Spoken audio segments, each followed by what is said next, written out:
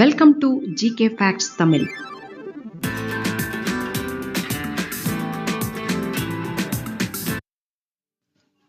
Question number 1. What is the name of the yellow pigment found in fruits like lemons, grapes and oranges?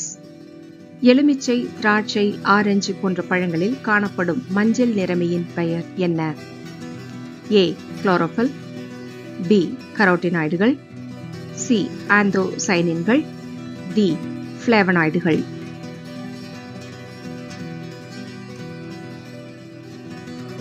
Answer D. ஃப்ளேவனாய்டுகள். தாவரம், விலங்கு உள்ளிட்ட உயிரினங்கள்ல காணப்படுகிற பல்வேறு வகையான நிறமிகள் உயிரி நிறமிகள், பயோக்ரோம்கள் அப்படின்னு அழைக்கப்படுது. அவற்றில் தாவர நிறமிகள் அப்படிங்கிறது பல நிறங்களை கொண்ட சேர்மங்களுடைய தொகுப்பா இருக்கு. ஃப்ளேவனாய்ட்ஸ் அப்படிங்கிறது ஒரு வகை மஞ்சள் நிறமி. இவை எலுமிச்சை, திராட்சை, ஆரஞ்சு முதலிய பழங்களிலும் மஞ்சள் நிற பூக்களிலும் அதிகமாக காணப்படுது. ஃப்ளேவனாய்டுகள் கொழுப்பின் அளவை குறைக்கவும் உதவுது. இவை சாயங்களாகவும் பயன்படுது. Question number 2.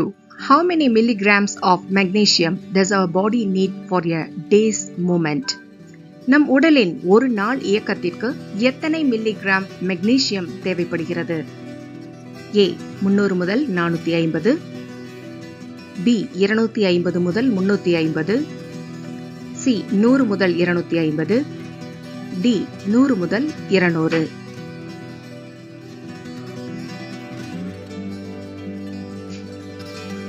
Answer B. 250 முதல் 350.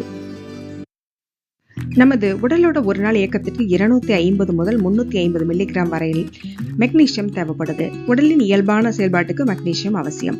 கொட்டைகள், முழு தானியங்கள், பருப்பு வகைகள் இவைகள்ல மெக்னீசியம் காணப்படுது. 1618 வருடம் இங்கிலாந்தினுடைய எப்சம் நகர விவசாயி ஒருவர் அங்கிருந்து கிணத்துல உள்ள தண்ணீரை கால்நடைகளுக்கு கொடுத்தாரு. தண்ணீர் கசப்பா இருக்கிறதுனால கால்நடைகள் அதை குடிக்கல. பிறகு அவரு இந்த தண்ணீரை பிற பயன்பாடுகளுக்கு யூஸ் பண்ண ஆரம்பிச்சாரு. அதுல கை கால்களை கழுவும் போது தோலில் உள்ள கீறல்கள், வெடிப்புகள் குணமாச்சு. இதனால அதற்கு காரணமாக இருந்த கனிமத்தை பிரிச்சு எடுத்து பார்க்கும்போது அது உப்பு வடிவில் இருந்துச்சு. இதுக்கு எப்சம் உப்புன்னு அவங்க பெயரிட்டாங்க. பிரெஞ்சு அறிவியலாளர் ஆண்டோயின் புஷி மெக்னீசியம் குளோரைடை பொட்டாசியத்தோட வினைபுரிய செய்து கணிசமான அளவு மெக்னீசியத்தை பிரிச்செடுத்தாங்க. கடல் நீர்ல 13% மெக்னீசியம் இருக்கு. வணிக பயன்பாட்டிற்காக கடல் நீரில் உள்ள மெக்னீசியம் குளோரைட் மின்னாட் பகுப்பு செய்து மெக்னீசியமா பிரிச்செடுக்கப்படுது. Question number 3. Where is the tallest tree in Asia found? ஆசியாவிலேயே மிகவும் உயரமான மரம் எங்கே கண்டுபிடிக்கப்பட்டுள்ளது? A. Brazil. B. China. C. Uganda. D. Argentina.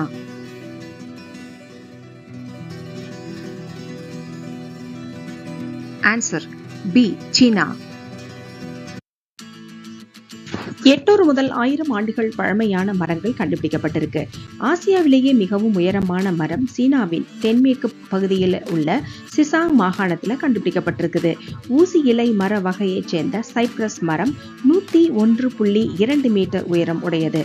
அத்தோட இது 1500 ஆண்டுகள் பழமையானதுன்னு கண்டுபிடிச்சிருக்காங்க. இந்த மரம் கப்ரசியே குடும்பத்தை சார்ந்தது. அருகில பட்டு போன சைப்ரஸ் மரம் ஒன்று அறுத்து அடிப்பாகத்தை ஆய்வு செய்த போது இந்த மரத்தினுடைய வயதும் இதை சுற்றியுள்ள மரங்களின் வயதும் கண்டுபிடிக்கப்பட்டிருக்கு.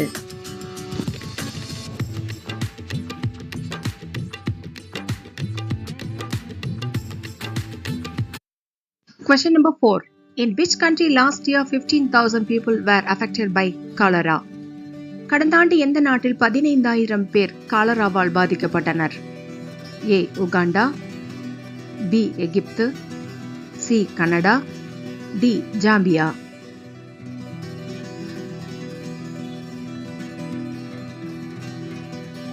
Answer D. Zambia.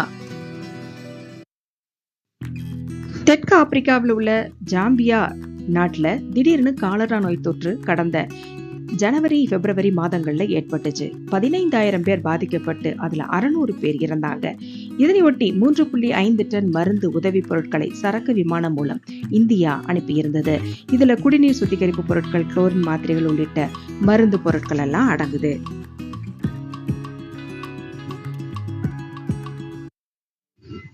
Question number 5. Which company used automated concrete dispensing technology for the first time in India? இந்தியாவிலேயே முதல் முறையாக தானியங்கி கான்கிரீட் விநியோக தொழில்நுட்பத்தை பயன்படுத்திய நிறுவனம் எது? A. L&T நிறுவனம், B. மஹிந்திரா நிறுவனம், C. சென்னை மெட்ரோ நிறுவனம், D. டாடா நிறுவனம்.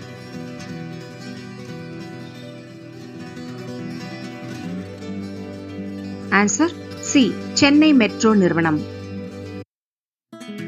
சென்னை மெட்ரோ திட்டத்தின் கீழ் கெல்லிஸ் தரமணி சுரங்கப்பாதை கட்டுமான பணியை ஒப்பந்த அடிப்படையில் செய்து வரும் நிறுவனமானது தனது தொழிற்சாலையில் தானியங்கி கான்கிரீட் விநியோக அமைப்பை நிறுவியிருக்கிறது. இந்த தொழில்நுட்பம் பின்லாந்து நிறுவனம் வழங்கியிருக்குது. இத்தொழில்நுட்பத்தை இந்தியாவிலேயே முதன்முறையாக பயன்படுத்தி இருப்பது சென்னை மெட்ரோ நிறுவனம் தான். இந்த தொழில்நுட்பமானது எந்தவித போக்குவரத்தையும் பயன்படுத்தாம கான்கிரீட்டை வேலை செய்யற இடத்துக்கே கொண்டு வந்து தானாக கொண்டு செல்லும் வழியை உருவாக்கி அது செய்யறது தான் இந்த தொழில்நுட்பம். Thank you for watching. Don't forget to subscribe, like and share. See you tomorrow. Have a nice day.